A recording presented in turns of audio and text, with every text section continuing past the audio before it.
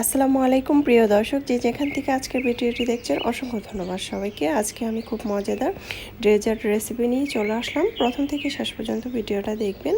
প্রথমে আমি এখানে 1 লিটার দুধ জাল করে হাফ লিটার করে নিয়েছি, একদম খুব ঘন করে নিয়েছি। তারপর কিন্তু আমি এটাকে ঠান্ডা করে নিয়েছি।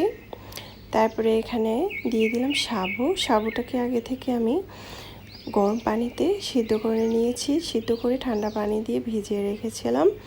তারপরে এটাকে নেড়ে চেড়ে মিক্স করে নিলাম। তারপরে আমি এখানে দিয়ে দিব অরেঞ্জ জেলি, তারপরে এখানে সবুজ জেলিটাও দিয়ে দিলাম। এটা কিন্তু বাইরের দোকান থেকে কিনতে পাওয়া যায় অথবা আপনারা বাসায় তৈরি করতে পারেন।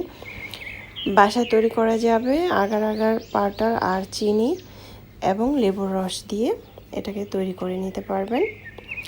তারপরে আমি এখানে দিয়ে দিলাম আইসক্রিমটা আমি কাপ আইসক্রিম নিয়েছি, আপনারা চাইলে বাটি আইসক্রিম নিয়ে এখানে দিতে পারেন। আমি কাপ আইসক্রিম 4টে নিয়েছি, নিয়ে এটাকে আলতোভাবে নেড়ে চেড়ে মিক্স করে নিচ্ছি।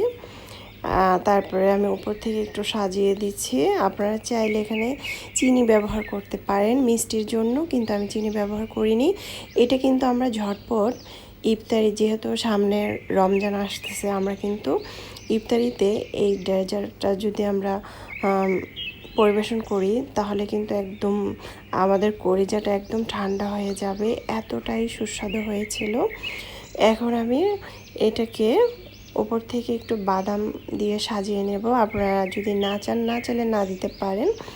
এটা দিলে একটু দেখতে খুব সুন্দর হবে, ভালো লাগবে, খেতেও অসম্ভব মজার হয়েছিল। আশা করছি রেসিপিটি ভালো লেগেছে। ভালো লাগলে অবশ্যই আমার চ্যানেলটা সাবস্ক্রাইব করে লাইক দিয়ে পাশে থাকবেন। দর্শক বেশি বেশি ভালো থাকবেন, খাবার কখনো অপচয় করবেন না। এখন আমি পরিবেশন করে দেখিয়ে দিচ্ছি। মাশাআল্লাহ, দেখতে খুব সুন্দর হয়েছে, খেতে তো আলহামদুলিল্লাহ এতটাই মজাদার হয়েছিল।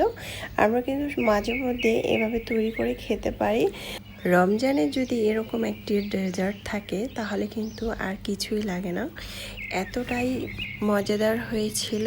আর যদি একটু ঠান্ডা বাড়িয়ে দেওয়া যায় তাহলে অসম্ভব মজার হবে। আল্লাহ হাফেজ।